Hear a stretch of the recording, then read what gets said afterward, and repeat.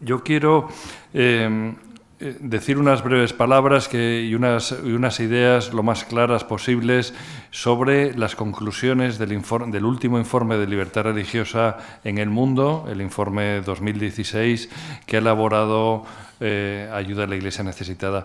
Es el único hecho por una institución católica, y eso es importante remarcarlo, porque hay otros hechos por entidades protestantes o a instancia de algún gobierno, como el de Estados Unidos. Pero este es el único hecho por una entidad católica y que además recoge todos los credos religiosos. O sea, no es que se limite a mencionar simplemente cómo se ataca a los cristianos, pero recoge todos los credos religiosos. Es un trabajo importante, es un trabajo hecho por un comité formado por un comité internacional, formado por más de 10 personas, en las cuales colaboran más de 25 expertos, personas que analizan de forma minuciosa la realidad de 196 países, prácticamente casi todos los países del mundo. Y se hace cada 2 años y no cada año, precisamente por lo laborioso que es y por el tiempo que lleva en recabar toda esta información. El informe está recogido en este libro, que no se lo aconsejo como novela de la mesilla de noche, porque no se puede leer de esta manera, no solo por la letra pequeña, sino porque es un informe muy detallado. Sí se puede, evidentemente, leer país por país. En la página web de Ayuda a la Iglesia Necesitada lo pueden ver, elegir el país que quieran y da una información muy precisa y muy detallada sobre cómo se vulnera, o ojalá cómo no se vulnera la libertad religiosa en ese país, cuáles son los credos mayoritarios, etcétera. A mí, cuando hablamos de libertad religiosa, lo primero de todo me gusta dar una brevísima descripción o definición de lo que entendemos por libertad religiosa, porque a veces no todos hablamos de lo mismo y creo que es importante. Cuando yo hablo de libertad religiosa, hablo del derecho a tener, a mantener o a cambiar de creencia espiritual.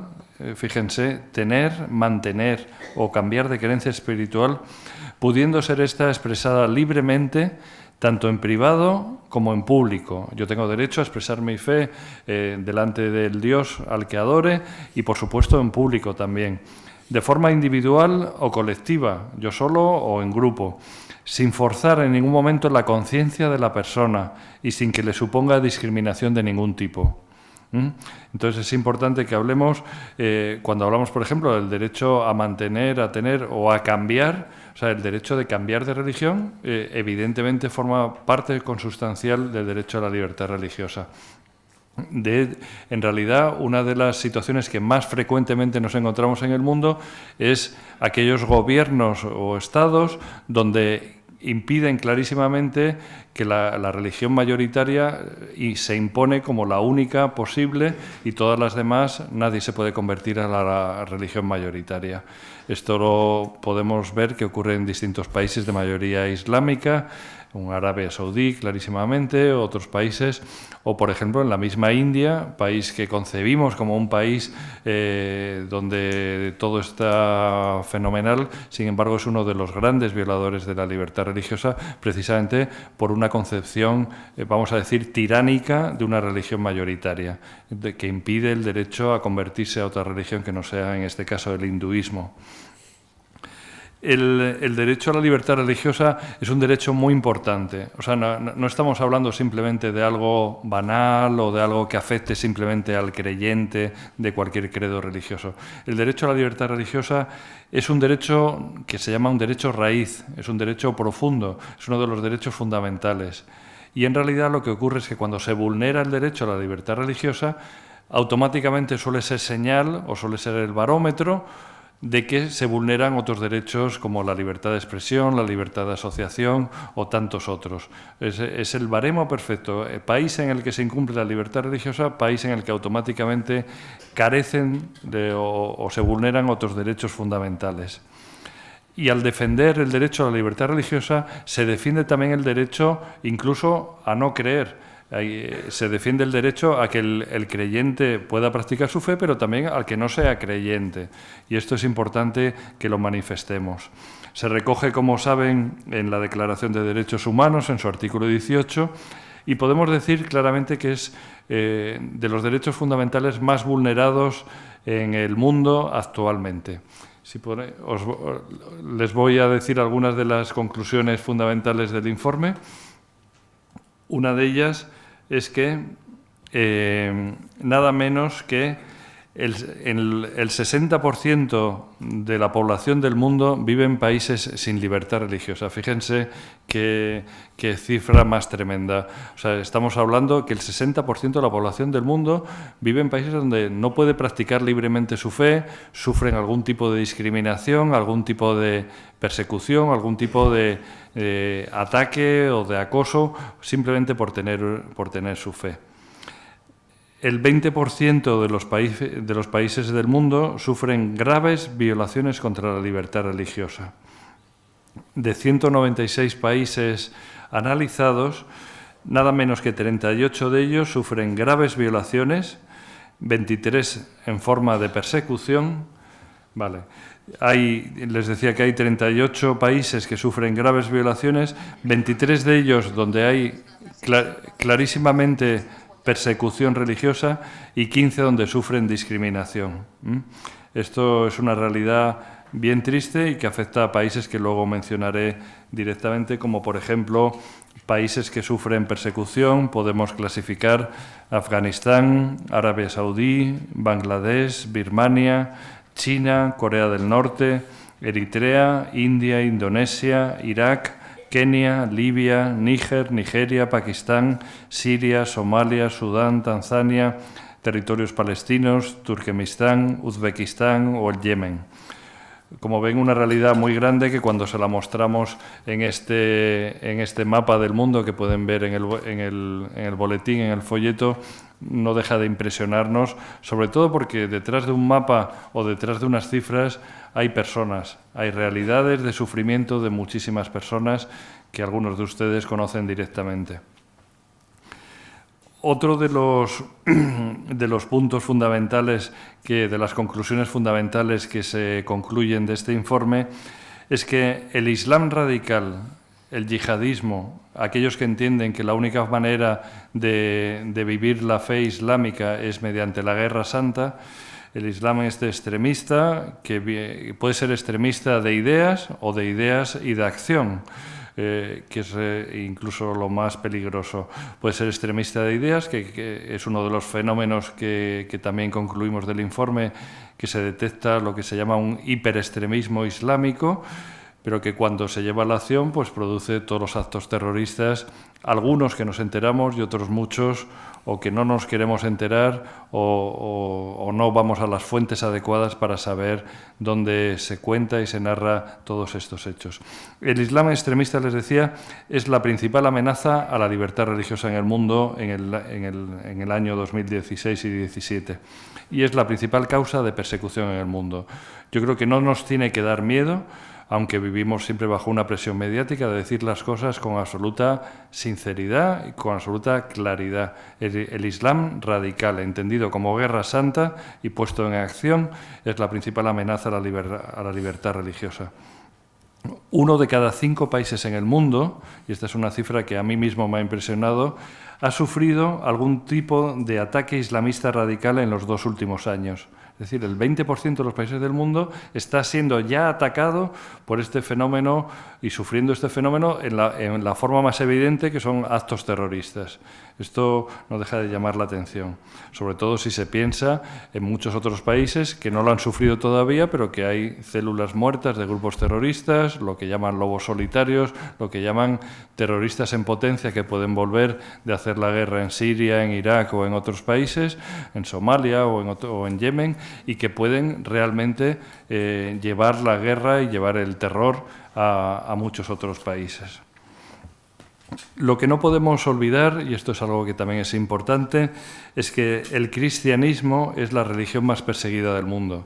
Es verdad que sigue siendo la primera religión, la religión más practicada, pero es la religión más perseguida del mundo. Se estima que de cada 4 creyentes de cualquier credo, 3 de ellos son cristianos que sufren persecución. Es decir, el 75% de la persecución por razón de la fe se produce a cristianos. Y da unas cifras que son bastante espectaculares. 334 millones de cristianos son perseguidos o viven en países que sufren persecución.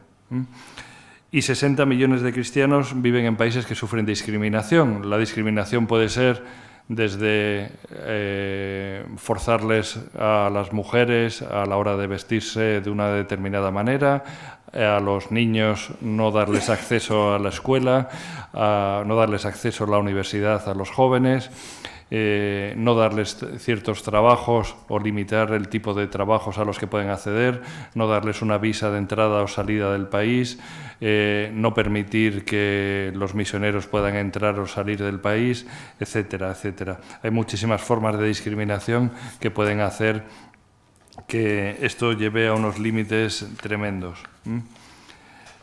Nosotros hemos hecho la clasificación y hemos en el informe y en las conclusiones que tienen en las carpetas que les hemos facilitado, donde pueden ver la evolución de ciertos países. Desgraciadamente muchos de ellos a peor, muchos de ellos van a peor y son poquitos los que detectamos que han sufrido una pequeñísima mejora. De los países donde hay más persecución, y en esto coincidimos totalmente con otras organizaciones que hacen informes sobre la libertad religiosa, evidentemente subrayaríamos países como Afganistán, como Somalia, como Corea del Norte, como Irak, como Nigeria, como Siria, como Somalia o Arabia Saudí. Son países que muchas veces no nos enteramos, pero que sufren de una forma total y definitiva la falta de libertad religiosa. Nosotros estimamos que cada año cerca de 7.000 cristianos, 7.000 personas, cristianos, mueren por razón exclusiva de su fe. Esta es una cifra también que pone los pelos de punta, porque si decimos qué nivel de conocimiento tengo yo como cristiano, como laico, como religioso, de mis hermanos, como muy bien decía don Demetrio, que son auténticos mártires en el siglo XXI, y yo me entero a lo mejor pues simplemente, y está muy bien que nos enteremos y que recemos y suframos con la gente inocente que muere en muchas partes del mundo, especialmente sabemos de los que mueren en París, en Bruselas, en Estambul o en países más cercanos a nosotros, pero ¿de cuántos me entero yo que mueren? ¿Por cuántos hermanos míos que mueren cada año rezo yo? Dedico un momento a pensar que ese martirio actual en el siglo XXI tiene un sentido y le está dando un mensaje que quiere transformar mi vida. Porque mi vida como cristiano no es la misma sabiendo que hay hermanos míos que se juegan la vida simplemente por saber que van a misa. Yo he estado, por ejemplo, en países como Pakistán, países como Irak o Egipto, por ponerles simplemente unos ejemplos bien simples, donde en todos ellos, o en Bangladesh o en otros países, donde simplemente el acceder a un templo, el ir a una iglesia, tienes que atravesar, pasar delante de guardias armados con su metralleta, de muros con alambradas, y pese a eso sabes que puedes sufrir un atentado. Y me decían, me acuerdo cuando estuvo un obispo de Bagdad en Madrid hace unos años en el CEU, precisamente nos decía una frase impresionante, porque después de uno de los atentados más terribles que hubo en una iglesia de Bagdad hace años, que fue atacada por un comando de Al-Qaeda, donde mató a 58 personas, mató a 4 sacerdotes, uno de ellos estaba celebrando misa, otro confesando. Y le preguntaron a una superviviente, a una señora superviviente de este atentado, le preguntaron, ¿y usted no tiene miedo de volver a misa? ¿Usted no tiene miedo de que le pueda volver a pasar algo parecido en otra ocasión? Y esta mujer, pues con todo el coraje, con toda la fuerza de la fe que tienen nuestros hermanos, dijo, por supuesto que tengo miedo, pero qué mejor lugar para morir que morir en una iglesia. Este es el tipo de fe, el tipo de mensajes que nos transmiten nuestros hermanos y que nos debería conmover y dar un sentido a nuestra fe. Y es un mensaje que también me ha encantado lo que ha dicho don Demetrio, donde el cristiano no se regocija en la cruz. El cristiano no dice, qué bien que me están matando, qué bien que me están azotando, pero que le da un sentido a ese sufrimiento y le da un sentido que lo transforma y lo transforma en alegría y lo transforma en resurrección y lo transforma en vivencia de una fe mucho más profunda. Y esto es algo muy importante para nosotros. No nos queremos quedar en datos fríos. No me gustaría que esta presentación fuera simplemente contarles unos datos estadísticos, sino que detrás de estas cifras, como les decía antes, hay corazones que sangran, pero corazones que transforman, como es el corazón de Jesucristo. Y esto creo que es muy importante que lo vivan ustedes y que lo vivan además de una forma profunda, que les afecte a su fe. Y si no nos conmueve, es que no sé qué nos va a conmover. Pero bueno, básicamente esto, junto con un mensaje que también nos transmiten y que me parece importantísimo los cristianos perseguidos, y es el mensaje del perdón. El perdón, yo siempre digo que es el arma más poderosa que tenemos los cristianos. El perdón es la expresión del amor de Cristo. El perdón no lo entienden en otras religiones, no se practica en otras religiones. El perdón es algo que transforma. El perdón no es empuñar un Kalashnikov o un K4 o un K7, un fusil ametrallador diferente al que empuña el terrorista. Eso no es el perdón. El perdón es de verdad que de corazón, cosa que no es nada fácil y que es un regalo de Dios, es capaz de decirle a la cara y decirle al corazón del que te ofende, del que viola, del que te agrede, del que mata a tus familiares, perdonar de verdad como lo hizo Jesucristo. Me contaba Monseñor, bueno, no me acuerdo ahora mismo, el obispo de Orissa, que ha venido varias veces a España. De hecho, yo creo que estuvo aquí en esta diócesis hace unos años. Me contaba cómo el perdón ante los actos de violencia que sufrieron en el año 2006, en diciembre del 2006 y en verano del 2007 en este estado de Orissa, al sur de Calcuta, me comentaba que el perdón había transformado a los que habían ejercido la violencia, porque no habían entendido el mensaje cristiano hasta que vieron cómo perdonaban los cristianos y que les había transformado y les había obligado casi a decir, oye, de verdad que siento el dolor que os he hecho, sentimos el daño que os hemos hecho. Esto me parece que es importantísimo. Yo he visto ejemplos preciosos de perdón que me han contado en Bosnia, en Egipto, en Pakistán, en muchos países, en Nigeria. En Nigeria me contaba un chico que había sufrido un atentado en una bomba, que habían matado a jóvenes que eran parte del coro. Me contaba cómo había perdonado, su cuerpo estaba lleno de metralla, y me contaba cómo le había pedido a la Virgen María rezando el rosario que perdonase. Este es un mensaje que tiene una fuerza para nuestra fe, creo que importantísima, y que ojalá que se queden con ello. En Ayuda a la Iglesia Necesitada, como ustedes saben, ayudamos a 140 países con proyectos de evangelización y tenemos ese carisma especial de ayudar a los cristianos donde más sufren. Les ayudamos construyendo iglesias, sosteniendo a sacerdotes, sosteniendo a monjas de vida consagrada y a religiosas de clausura. Proveemos de material de catequesis cuando se lo necesitan, sostenemos a laicos comprometidos, financiamos medios de locomoción para misioneros, para religiosos allí, para que pueda llegar la palabra de Dios a todos lados, financiamos medios de comunicación católicos para que llegue la palabra de Dios. Y es una obra preciosa donde ayuda a la universalidad de la Iglesia y donde les invito de corazón, si no lo son ya, a unirse, aunque sea sin aportar más que su oración, su cariño, que es muy importante que se unan a ella. Lo pueden hacer a través de nuestra página web o con cualquiera de las personas que estamos aquí, pero sobre todo que se unan ustedes en oración con todos nuestros hermanos perseguidos.